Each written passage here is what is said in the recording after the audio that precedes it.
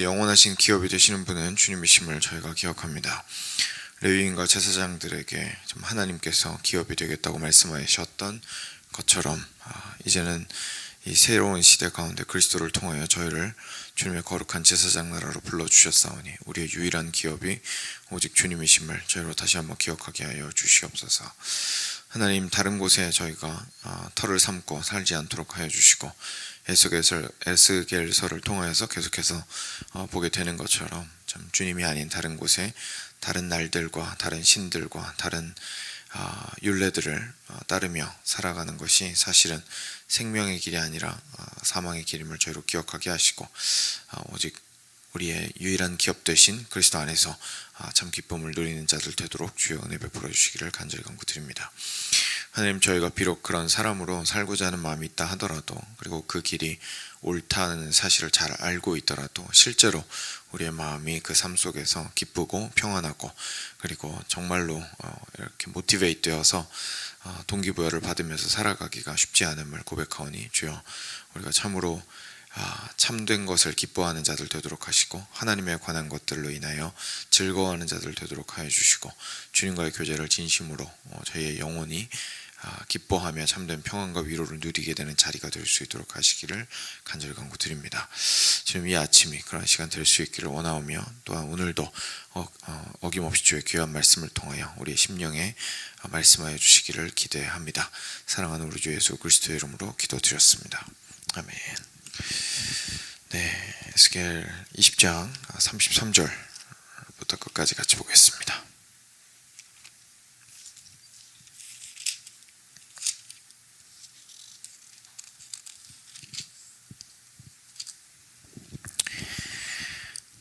제가 33절 먼저 읽겠습니다. 주 여호와의 말씀이니라. 내가 나의 삶을 두고 맹세하노니 내가 능한 손과 편팔로 분노를 쏟아 너희를 반드시 다스릴지라. 능한 손과 편팔로 분노를 쏟아 너희를 여러 나라에서 나오게 하며 너희의 흩어진 여러 지방에서 모아내고 너희를 인도하여 여러 나라 광야에 이르러 거기에서 너희를 대면하여 심판하되 내가 애굽 땅 광야에서 너희 조상들을 심판한 것 같이 너희를 심판하리라. 주 여호와의 말씀이니라. 내가 너희를 막대기 아래로 지나가게 하며 언약의 줄로 매려니와 너희 가운데에서 반역하는 자와 내게 범죄하는 자를 모두 제하여 버릴지라. 그들을 그 머물러 살던 땅에서는 나오게 하여도 이스라엘 땅에는 들어가지 못하게 하리니 너희가 나는 여호와인 줄 알기라. 주 여호와께서 이같이 말씀하셨느니라. 이스라엘 족속아, 너희가 내 말을 듣지 아니하려거든 가서 각각 그 우상을 섬기라. 그렇게 하려거든 그 후에 다시는 너희 예물과 너희 우상들로 내 거룩한 이름을 더럽히지 말지니라. 주 여호와의 말씀이니라. 이스라엘 온 족속이 그 땅에 있어서 내 거룩한 산 곧 이스라엘의 높은 산에서 다 나를 섬기리니 거기에서 내가 그들을 기쁘게 받을지라. 거기에서 너희 예물과 너희가 드리는 첫 열매와 너희 모든 성물을 요구하리라. 내가 너희를 인도하여 여러 나라 가운데에서 나오게 하고 너희가 흩어진 여러 민족 가운데에서 모아낼 때에 내가 너희를 향기로 받고 내가 또 너희로 말미암아 내 거룩함을 여러 나라의 목전에서 나타낼 것이며 내가 내 손을 들어 너희 조상들에게 주기로 맹세한 땅 곧 이스라엘 땅으로 너희를 인도하여 드릴 때에 너희는 내가 여호와인 줄 알고 거기에서 너희의 길과 스스로 더럽힌 모든 행위를 기억하고 이미 행한 모든 악으로 말미암아 스스로 미워하리라. 이스라엘 족속아, 내가 너희의 악한 길과 더러운 행위대로 하지 아니하고 내 이름을 위하여 행한 후에야 내가 여호와인 줄을 너희가 알리라. 주 여호와의 말씀이니라. 여호와의 말씀이 또 내게 임하여 이르시되 인자야, 너는 얼굴을 남으로 향하라. 남으로 향하여 소리내어 남쪽의 숲을 쳐서 예언하라. 남쪽의 숲에게 이르기를 여호와의 말씀을 들을지어다. 주 여호와께서 이같이 말씀하셨느니라.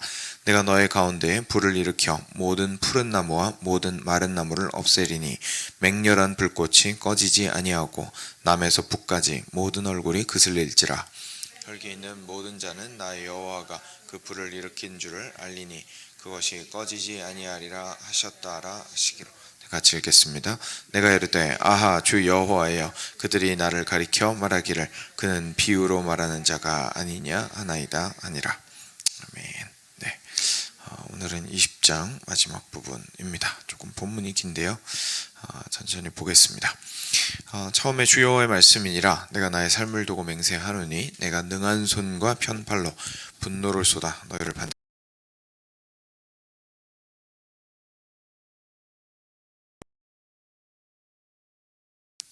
뭐랄까요?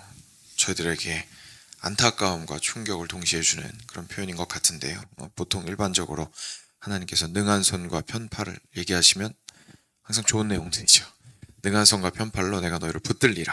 내가 너희에게 힘을 주리라. 라고 하는 내용인데 하나님께서 뭐라고 하시냐면 그 같은 능한 손과 편팔로 분노를 쏟아 너희를 반드시 다스릴 것이다. 라고 얘기하십니다. 그래서 하나님께서 당신의 진노를 얼마나 확실하게 이렇게 하셔야 하는지, 그러니까 당신의 편팔과 능한 손으로 무슨 일이 있어도 내가 너희를 구해내겠다 라고 얘기하신 것처럼 동일하게 무슨 일이 있어도 너희들의 죄를 내가 심판하겠다, 가만 안 내버려둔다, 분명히 죄값을 물을 것이다 라고 하나님께서 말씀하고 계시는 부분입니다. 그래서 한 번 더 말씀하시죠. 능한 손과 편팔로 분노를 쏟아 너희를 여러 지방에서 나오게 하고 너희의 흩어진 여러 지방에서 모아내고 너희를 인도하여 여러 나라 광야에 이르러 거기에서 너희를 대면하여 심판하되 내가 애굽 땅 광야에서 너희 조상들을 심판한 것 같이 너희를 심판하리라. 그래서 지금 현재 묶여있는 바벨론에서부터 혹시 나오게 되더라도 나오게 한 이후에 그 광야에서도 내가 이스라엘 백성들을 광야에서 훈련시켰던 것과 같이 절대로 너희들을 그냥 얼렁뚱땅 안 넘어가고 확실하게 짚을 거 짚고 혼낼 거 혼내고 다스릴 거 다스리고 진노할 거 진노할 거다 라고 하시면서 광야에서 하나님께서 이스라엘 백성들을 다스리실 것에 대해서 이야기를 하고 있으십니다. 그래서 내가 계속 심판할 것이다 라고 하나님의 말씀하시죠. 그래서 37절에 내가 너희를 막대기 아래로 지나가게 하며 언약의 줄로 매려니와 이렇게 말씀하시는데요. 여기서 나오는 막대기 아래가 무슨 말이냐면 크게 두 가지 정도의 의미가 있을 수 있는데, 한 가지는 레위기 말씀에 그런 말씀이 있습니다. 아마 지나가다가 보신 게 기억이 나실 텐데 가축들도 11조를 하나님께 드렸어야 했거든요. 근데 가축들의 11조 드릴 때 어떻게 했었냐면 이제 내가 좋은 거 택하고 이렇게 하지 않기 위해서 하나님께서 랜덤한 기준을 주셨습니다. 그래서 목동이 이렇게 막대기를 잡고 있으면 그 밑으로 이제 가축들이 지나가잖아요. 양들이 10번째가 하나님 거예요. 그래서 하나, 둘, 셋, 넷, 다섯, 여섯, 일곱, 여덟, 아홉, 열, 너 얘 빼고, 또 하나, 둘, 셋, 넷 하고 아홉에서 열 하고 너 빼고, 그런 식으로 해서 10번째 이제 있는 양들을 하나님께 드리도록 했었거든요. 결국은 하나님을 위해서 구분한 자들, 그래서 택한 자들과 택하지 않은 자들이 있고, 그리고 하나님을 위해서 구분된 자들이 있다라는 이야기를 하시고 싶어서 하나님께서 내가 너희를 막대기 아래로 지나가게 할 것이다. 무슨 말이냐면 결국은 택한 자가 있다라는 건 안 택한 자도 있다는 뜻입니다. 그렇죠? 그러니까 지금 이 과정을 통해서 이스라엘 백성들 중에서 하나님을 절대로 안 믿고 막 적대적으로 하고 이런 사람들에 대한 진노와 그리고 그들의 지었던 죄에 대한 그 형벌을 반드시 이행하시겠다는 뜻이고요. 두 번째로는 말 그대로 막대기는, 목동의 막대기는 특히 징계할 때 사용을 하죠. 그래서 이렇게 구출할 때도 사용을 하고 그냥 길 인도할 때 톡톡톡 치면서 하는 것도 있지만 실제로 말을 안 들으면 때릴 때 씁니다. 그죠? 그래서 막대기로 이렇게 징계를 하시는 이미지를 보여주시고 있으신 거고요. 그래도 감사한 것은 그 다음에 뭐라고 얘기하시냐면 언약의 줄로 맬 것이다 라고 얘기를 하십니다. 그러니까 결국 이렇게까지 심판하신다라는 표현을 쓰시지만 이 심판이 우리가 보통 얘기하는 최종 심판이랑은 다른 거죠. 그러니까 최종 심판은 그때 양과 염소가 쫙 갈리게 되면 다시 노 커밍 백입니다. 그죠?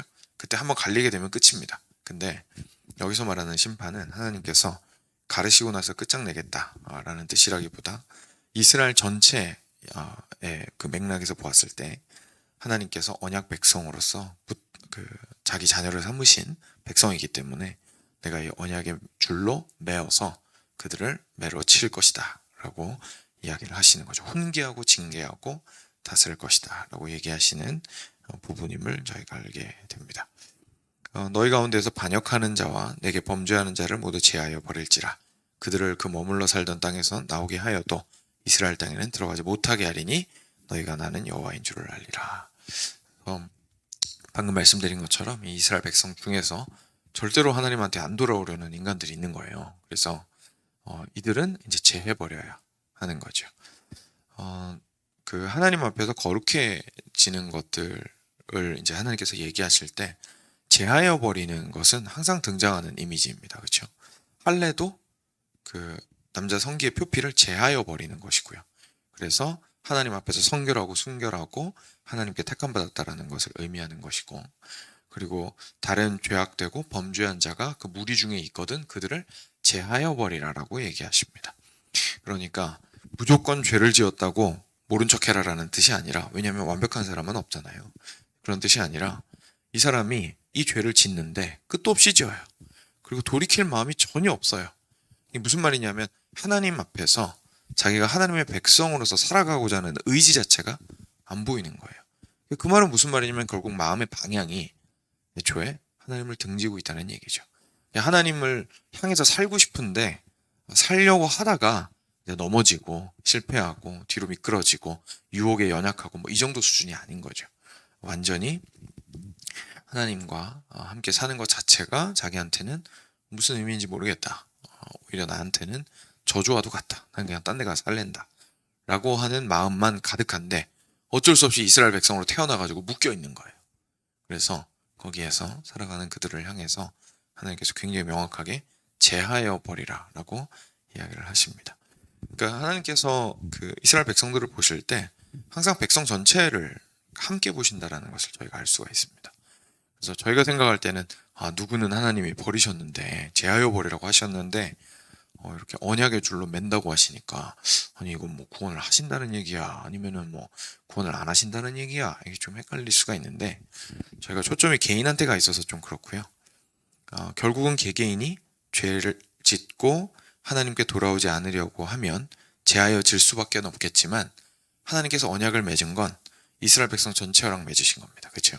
그래서 이스라엘 백성 전체는 계속해서 하나님의 백성으로서 유지시켜 나갈 거라는 얘기입니다. 근데 그 과정 속에서 어쩔 수 없이 계속해서 순결하게 만드는, 그 공동체를 순결하게 만드는 일들은 있을 수밖에 없다는 얘기죠. 그래서 하나님께서 그걸 위해서 끊임없이 당신의 능한 손과 편팔로 움직이실 거다라는 말씀을 하십니다. 그러면서 39절에 좀 안타까운 말씀을 하시는데, 이스라엘 족속아 너희가 내 말 듣지 않으려거든, 그죠? 그렇게 끝까지 내 말 안 들으려거든 뭐라고 하시냐면 그냥 가서 우상 섬겨라, 하고 싶은 대로 해라 라고 하십니다. 그리고 그렇게 하려거든 이후에 다시는 너희 예물과 너희 우상들로 내 거룩한 이름을 더럽히지 말지어다 라고 얘기하십니다. 그냥 연을 끊자 이 얘기죠. 연을 끊자. 그냥 자꾸 양다리 걸치고 있고 뭐 이렇게 뭔가 좀 내는 것처럼 해놓고는 정작 드릴 거는 왕창 저쪽 우상한테 가서 드리고, 그리고 나한테 와서 예배하는 것처럼 이렇게 깔짝깔짝 하다가 결국은 시간의 대부분과 에너지의 대부분은 저쪽 우상한테 가가지고 드리고, 그럴 거면 그냥 아예 가버리고 그냥 연을 끊고 더 이상 너의 그 행위가 나를 욕보이지 않게 해라. 그냥 이렇게 없었던 일로 해버리자 라고까지 말씀하십니다. 로마서에 보면 그 하나님께서 죄 가운데 사람들을 내버려 두셨다라는 표현이 있죠. 내버려 두셨다. 그 사람들이 그 죄를 향한 욕망이 너무나 강하니까 그냥 그럴 거면 그냥 그러고 살아라 라고 얘기하신다는 얘기입니다. 이때 하나님의 말씀 속에서 분노와 함께 실망감이 저희가 느껴지는 것 같습니다. 그러니까 하나님께서 얼마나 사랑하는 백성이고 이들을 정말 구원하고자 하시고, 그리고 실제로 이들을 지금 벌써 얼마나 오랫동안 기다려 오셨습니까? 그렇죠? 얼마나 오랫동안 기다려 오셨고, 그리고 이 백성의 시작은 하나님께서 시작하신 것이고, 그 모든 것들을 하나님께서 그렇게 다 해오셨는데 끝까지 그렇게 하나님을 섬기지 않고 우상을 향하고자 하는 이 백성의 모습들을 보시고 하나님께서는 실망하시는 거죠. 그러면서 단순히 분노하시는 걸 넘어서서 그냥 그렇고 그래 네 맘대로 해라, 방법이 없구나 라고까지 말씀하시는 것을 저희가 보게 됩니다. 네, 거기까지가 이제 첫 번째 부분입니다. 그래서 하나님께서 이 부분에서 저희가 보게 되는 거는요, 반드시 당신의 백성을 거룩하게 하시기 위해서 끊임없이 책망하시고 심지어 저주 아래에서 거기에서 깨닫기 위하여 훈련시키시고, 그리고 심판이라고 표현된 것처럼 분명하게 분노하신다라는 것을 저희가 볼 수가 있습니다. 그리고 나서야 비로소 이제 거룩하게 되는 일들이 있을 수가 있겠죠. 그래서 그 얘기가 40절부터 나옵니다. 주 여호와의 말씀이니라. 이스라엘 온 족속이 그 땅에 있어서 내 거룩한 산 곧 이스라엘의 높은 산에서 다 나를 섬기리니. 드디어 회복하시는 메시지가 나옵니다. 거기에서 내가 그들을 기쁘게 받을지라. 거기에서 너희 예물과 너희가 드리는 첫 열매와 너희 모든 성물을 요구하리라. 내가 너희를 인도하여 여러 나라 가운데에서 나오게 하고 너희가 흩어진 여러 민족 가운데에서 모아낼 때에 내가 너희를 향기로 받고 내가 또 너희로 말미암아 내 거룩함을 여러 나라의 목전에서 나타낼 것이며 내가 내 손을 들어 너희 조상들에게 주기로 맹세한 땅 곧 이스라엘 땅으로 너희를 인도하여 들을 때에 너희는 내가 여호와인 줄을 알고 거기에서 너희의 길과 스스로 더럽힌 모든 행위를 기억하고 이미 행한 모든 악으로 말미암아 스스로 미워하리라 라고 얘기하십니다. 되게 상세하게 말씀하셨는데요. 그러니까 하나님께서 이스라엘 백성들에게 땅을 다시금 회복시키겠다고 얘기를 해주십니다. 그러니까 이 두 가지가 하나님께서 진노하신다라는 거, 막대기로 다스리시겠다라는 거, 그렇지만 언약의 줄로 끝까지 붙들어 두시겠다는 거. 그런데 그 안에서 제해버릴 사람들은 제해버려야 한다라는 그 말씀.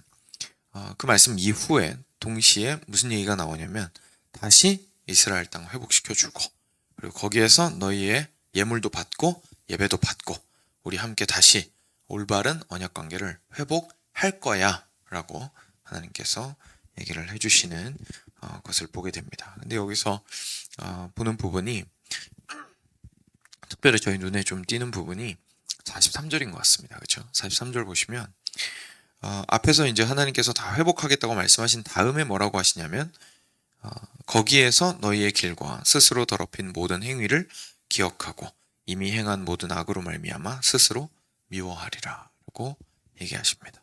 무슨 말이냐면 이겁니다. 내가 너희를 구원하고 나면 너희는 파티할 거야. 이게 아니라 내가 너희들에게 모든 것을 회복하고 난 이후에야 너희들이 그제서야 깨닫고 우리가 그때 얼마나 잘못했었는지 그제서야 깨닫고 하나님 앞에 스스로 우리가 어떻게 이런 하나님께 그렇게 잘못했을 수가 있지? 라고 하면서 통회하면서 스스로를 미워하게 될 정도로 괴로워할 것이다 라고 얘기하시는 겁니다. 이게 놀라운 이유가 뭐냐면요. 여러분 우리는 보통 회개에 대해서 생각할 때 회개해서 내가 죄를 열심히 회개해서 하나님이 그 결과로 나를 용서해 주신다라고 보통 생각을 많이 합니다. 그런데 엄밀하게 생각해 보면 사실 회개는 하나님이 사랑해 주신 다음에 깨달은 사람이 회개하는 것이 사실 대부분의 경우인 것 같습니다. 그렇죠? 그래서 하나님께서 지금도 그런 모습을 보여주고 계신 거죠. 이스라엘 백성들이 회개할 때에 그들을 회복시키리라 라는 말씀도 있지만 오늘 말씀은 또 무슨 모습을 보여주시고 있으시냐면 그렇게 해서 회복하신 이후에 이 사람들이 참된 회개로 다시 한번 또 돌아가게 될 거라는 얘기입니다. 그래서 모든 일들 이스라엘 백성들을 회복하시고 다시금 예루살렘으로 데리고 오시고 그리고 관계를 회복하시고 그들의 예배도 다시 받기 시작하시고 하시는 일들에는 이스라엘 백성들의 회개도 있어야겠지만 사실은 전적으로 하나님께서 자비와 긍휼을 베푸시고 용서하기로 작정하시고 포기하지 않기로 하셔야 가능한 거죠. 우리가 앞에서 에스겔서에서 계속 본 것처럼 이스라엘 백성들은 하나님과의 언약을 완전히 휴지 조각처럼 여기고 다 어겼지만 하나님께서 뭐라고 그러십니까? 내가 새로운 언약을 너희랑 맺을 거다. 니들이 그렇게 내가 순종하라고 했는데 순종 안 하니까 너희가 마음으로부터 내가 너희를 부드럽게 하여 그 부드러운 마음으로 하나님을 적극적으로 사랑하고 섬길 수 있도록 너희와 새로운 언약을 맺을 것이다. 나는 절대로 너네 포기 못한다 라고 하나님께서 말씀하십니다. 그렇죠? 그러니까 결국은 돌이키는 일이 사람에게는 있어야 하나님이 움직이시기는 하지만 우리가 보통 이야기하는 그 참되고 정말 하나님이 원하시는 그런 회개, 진짜 하나님만 바라고 삶의 모습 자체를 다시 한번 하나님을 향해서 전적으로 드리고 그리고 계속해서 하나님께 나아가는 그 참된 회개, 하나님을 깊이 사랑하는 사람의 그 회개는 사실 하나님이 먼저 용서하시고 끌어당기고 품에 안으신 다음에야 가능해진다는 사실을 우리가 좀 발견을 하게 됩니다. 그래서 이때도 하나님께서 그 얘기를 하시는 거죠. 그러니까 하나님께서 구원하셨으면 파티해야 될 것 같은데 오히려 거기에서 스스로의 과거 모습을 생각하면서 마음 아파할 것이라는 이스라엘 백성들의 그 모습을 하나님께서 보여주고 계십니다. 그래서 이스라엘 족속아, 내가 너희의 악한 길과 더러운 행위대로 하지 아니하고, 그죠?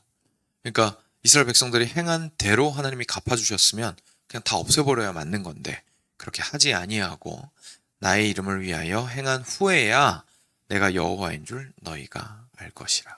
그러니까 여호와인 줄 알아서 하나님을 찾는 게 아니라 하나님께서 회복하신 다음에야 이 사람들이 하나님이 해오신 그 모든 행적을 보고 하나님인 줄 알게 된다라는 말씀을 하나님께서 하고 있으신 겁니다.